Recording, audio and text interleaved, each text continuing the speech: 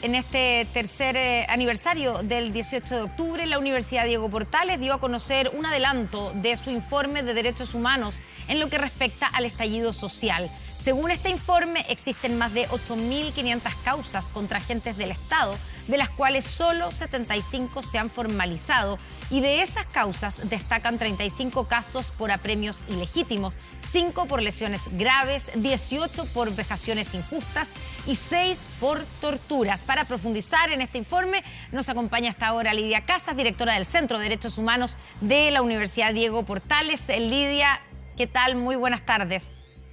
Hola, buenas tardes, Constanza.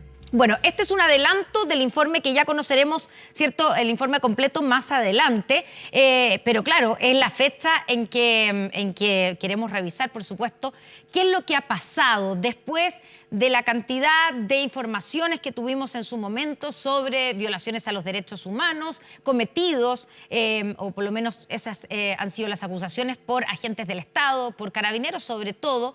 Bueno, ¿qué es lo que se ha podido confirmar? ¿Cuántas causas han logrado condenas o han logrado formalización, Lidia? Bueno, tal como tú señalas, hay 8.593 denuncias por algún tipo de delito realizado por algún agente del Estado. Esos delitos son muy variopintos, Sí. desde situaciones con, tal como tú señalas, de muertes, de pérdidas oculares, de lesiones, de apremios ilegítimos.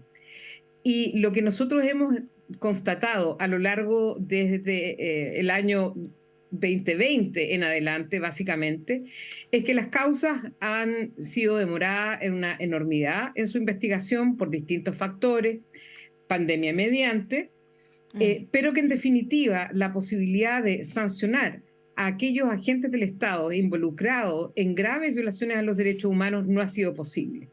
Y hay distintos factores a los que uno puede pensar que tienen relación con estos resultados. Pero en su conjunto uno podría decir que aquí ha fallado el aparato de justicia en su conjunto, pero fundamentalmente el aparato que tiene a su cargo investigar y perseguir los delitos, que es el Ministerio Público. Ya, vamos con el detalle, porque la verdad es que, claro, es bien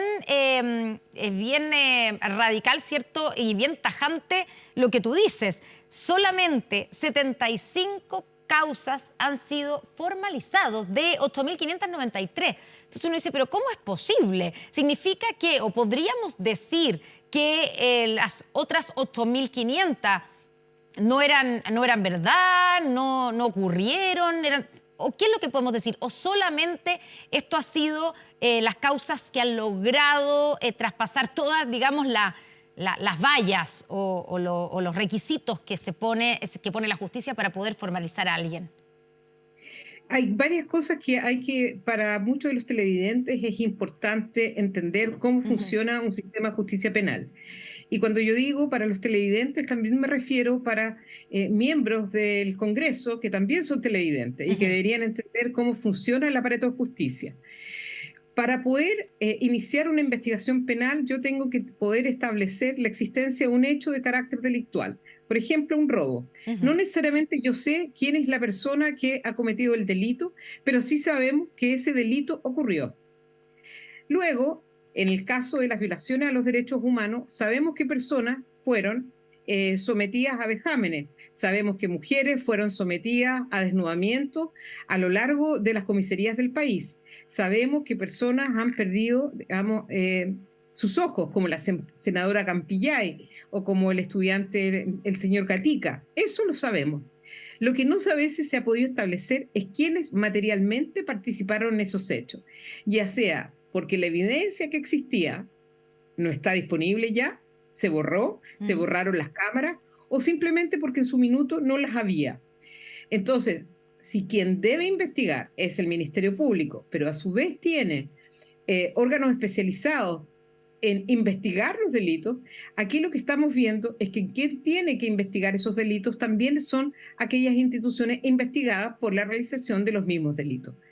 Yo quiero hacer un paralelo. Puede que a mucha gente no le guste lo que estoy diciendo. Cuando nosotros hablábamos de violación a los derechos humanos en la dictadura, quien tenía la información sobre lo que había sucedido a muchas personas eran precisamente los agentes del Estado. En algunos casos, la evidencia desapareció, no hubo información sobre los lugares donde quedaron y finalmente lo que primó fue la impunidad. Aquí estamos en una condición distinta. Aquí hemos establecido distintas instituciones en un régimen democrático con responsabilidades para cada una de las instituciones. Y cada una de ellas tiene responsabilidades específicas. Ministerio Público de investigar, de poder recopilar los antecedentes. Y el problema ha sido ahí alguna de las falencias que nosotros hemos venido señalando desde el año 2020 en adelante. Cuán lento fue esa recolección de información, cuánto se demoran 18 meses en establecer un nuevo protocolo de investigación, incluso para cuestiones tan básicas como acercarse a las víctimas. Entonces, parte de estos resultados es aquello que sucedió, es decir, no hacer cosas en el momento oportuno. Y por lo tanto, perdón, nada más que para terminar la idea, por supuesto. En aquellos casos donde vamos a tener eventualmente condenas, va a ser en aquellos casos en que el Ministerio Público ha podido reunir mayores antecedentes. Ya, eso significa cuando, Lidia, usted dice que aquí el principal problema da la impresión que está en el Ministerio Público, ¿cierto? En la investigación. Y también en las policías. Y las policías, ya. En la recolección de la información. Según lo que ustedes han visto, ¿eso es parte de las falencias de nuestro sistema de investigación? ¿Es por lo mismo que no vemos tampoco condenas o investigaciones en otro tipo de delitos? ¿O aquí ustedes ven una negligencia, una falta de acción por parte tanto del Ministerio Público como de las policías? La realización de investigaciones de carácter penal requieren de la intervención de muchos actores. El Ministerio Público es uno de ellos, es quien dirige una investigación. Y las policías son aquellos que desarrollan, ejecutan las instrucciones de los fiscales y las fiscalas a lo largo del país.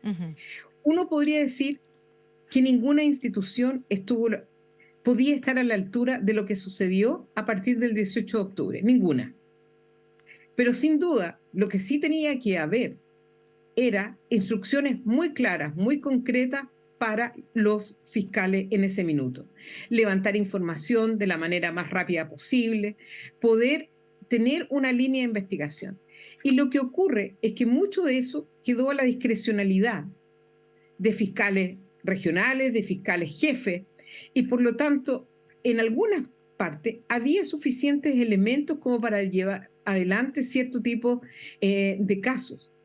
Pero uno tendría que preguntarse por qué, incluso en aquellas situaciones en donde la evidencia estaba allí. Podemos recordar algunos de los casos que ustedes mismos como medios de comunicación mostraron en vivo la golpiza de un hombre en la comuna de Ñuñoa por 13 carabineros, que termina no con producto de un perdigón, sino por la golpiza que sufre, con pérdida ocular, hasta el día de hoy no tenemos ni siquiera llegar a la instancia del juicio. Y ahí tiene que ver con que hay mucha filmación. Hay la recuperación del propio, del celular de la propia víctima y muchos otros antecedentes. Y allí han pasado varias cosas. Uno, que los propios involucrados, los carabineros, no han cooperado. Dos, que hay una defensa bien corporativa bajo esta situación, en algunos casos, como ha pasado en otros, miembros de las policías también acusando a fiscales por el tipo de investigación que están realizando. No hay que olvidar las amenazas que sufrió la fiscal Chong, no es la única, querellantes han también sufrido lo mismo, y en algunas de estas otras situaciones es unas instrucciones que pueden ser variadas respecto de cómo proceder finalmente a los casos cuando estos se han complejizado. Entonces, no hay un solo elemento, sino son múltiples factores los que están aquí funcionando. Y yo creo que también en aquellos que han llegado a juicio, algunas de las condenas son realmente bajas. ¿En qué casos, por ejemplo? Porque tenemos el caso de la senadora Campillay, que fue, creo que es la última de las condenas que hemos conocido. la más alta. Sí.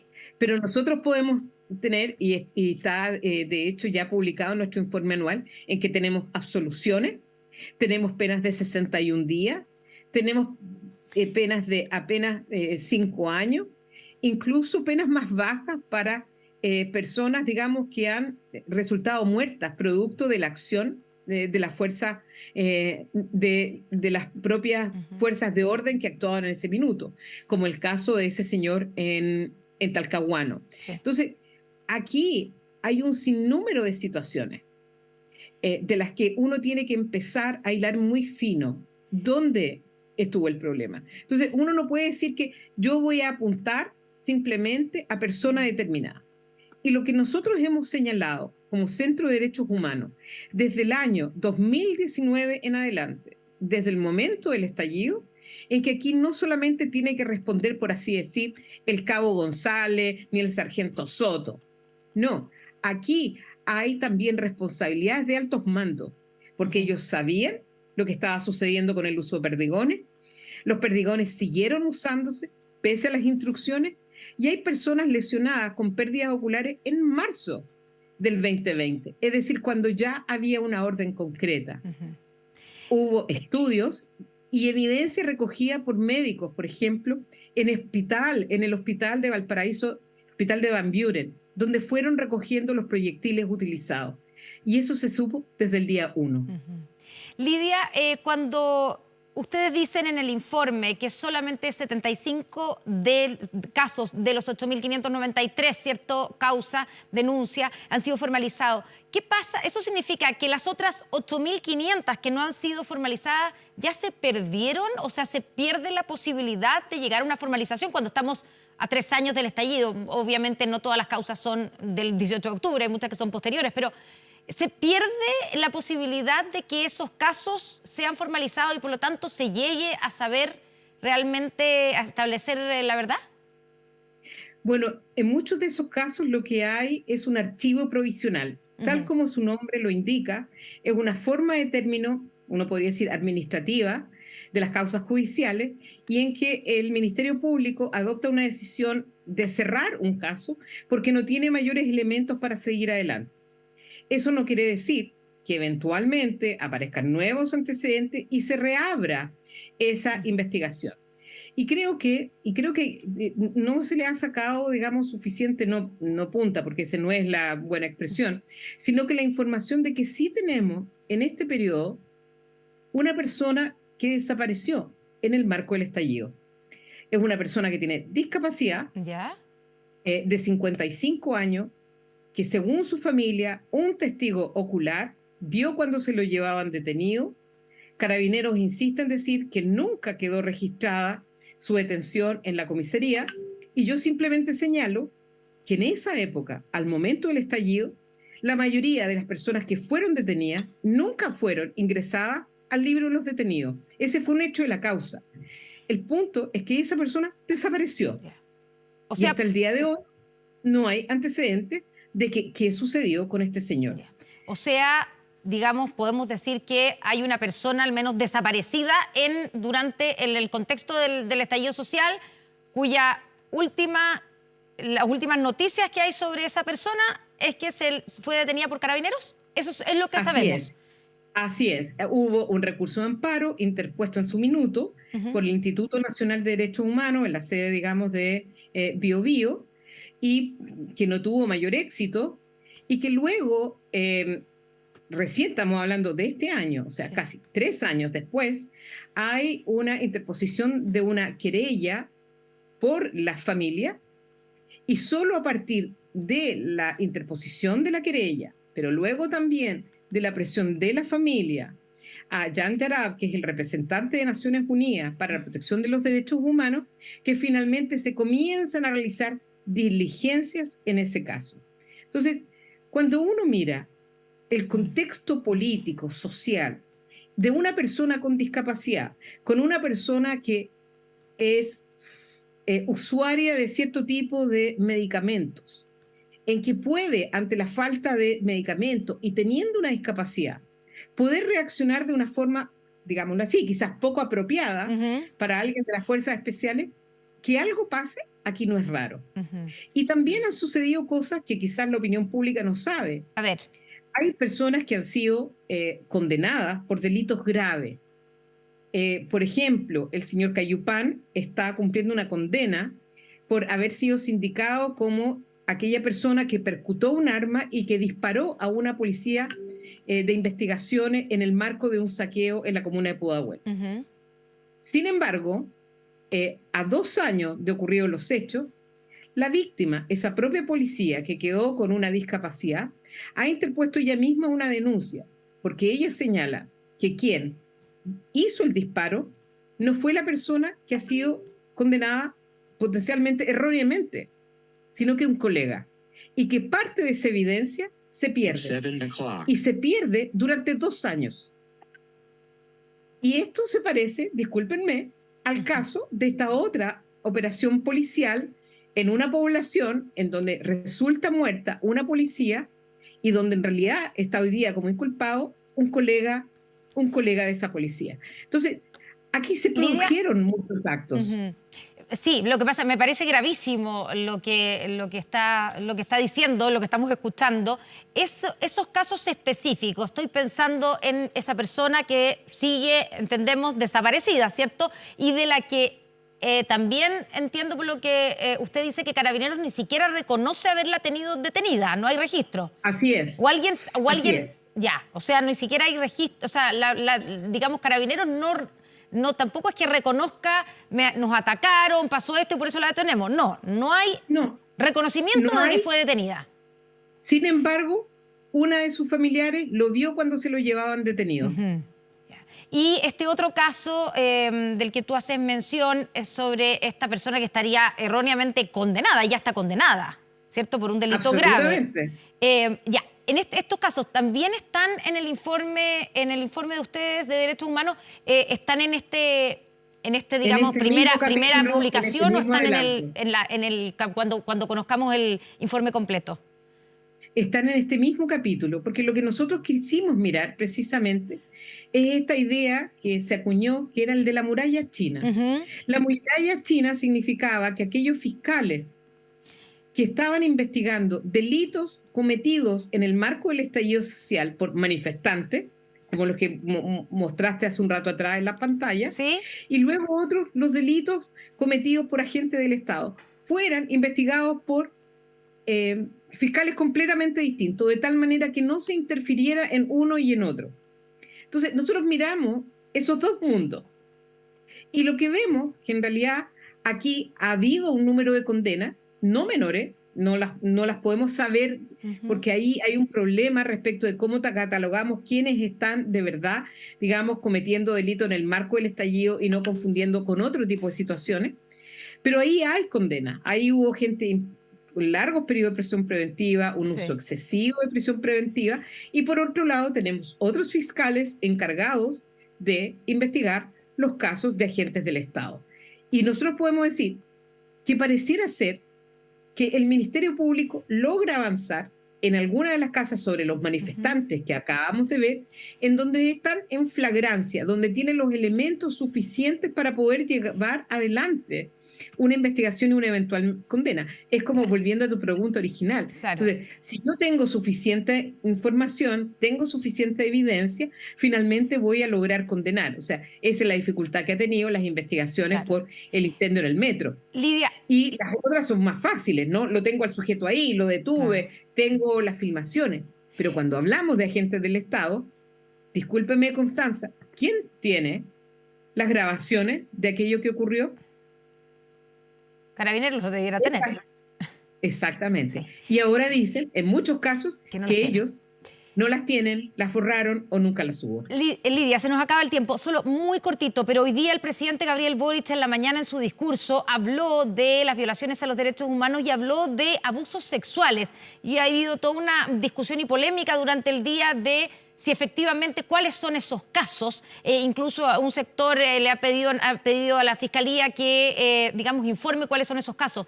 Dentro del informe de ustedes, ¿hay abusos sexuales cuando hablan de vejaciones injustas? Tú decías que hay mujeres que fueron desnudadas en distintas comisarías. ¿Esos son los casos de abusos sexuales? ¿De qué se trata cuando el presidente habla de abusos sexuales? Bueno, abuso sexual o violencia sexual que se dio en el marco del estallido social también fue de distinta envergadura. La más común que se produjo es el del desnudamiento de mujeres en distintos recintos policiales. Eso fue muy documentado, muy al inicio del estallido, y aparecían relatos desde Arica a Punta Arenas. Y por eso yo convoco a las representantes de uno de los partidos de la oposición a señalar que uno no puede decir que tiene que aquí haber condena para decir que los hechos ocurrieron. Son dos cosas absolutamente distintas. ¿Y hay condenas por abusos sexuales? ¿Por casos de abusos sexuales?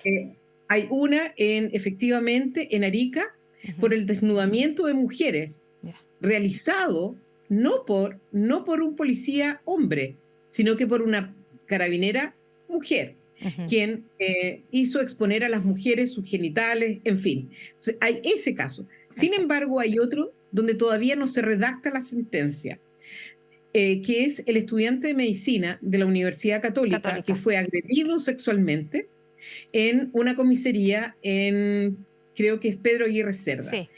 Esa sentencia, más bien ese juicio se dio justo al cierre de nuestro informe y por lo tanto no lo alcanzamos a señalar. Pero ahí no hay condena en ese caso, ¿cierto? Pero hubo una absolución, pero hay condenas por otros delitos. Y lo que no sabemos es por qué otros delitos ahí aparecen. Pueden ser por vejaciones, pueden ser por violencia innecesaria, no lo sabemos. Perfecto. Pero yo quiero decir algo, Constanza. Para terminar, la violencia sexual ha sido una transversal de Arica a Punta Arenas. Y ha sido una transversal también durante la dictadura e incluso durante las manifestaciones estudiantiles. Esto no es nuevo. Y eso es lo que a mí me da algún grado de indignación en tanto ciudadana, no como académica, ciudadana, seguir mirando al techo como que estas cosas no ocurrieran. Lidia Casas, directora del Centro de Derechos Humanos de la Universidad Diego Portales, muchas gracias por estar con nosotros aquí en Noticias 24 en este día de conmemoración de los 3 años del estallido social. Muy buenas tardes. Muchas gracias a ustedes también. Gracias, Lidia.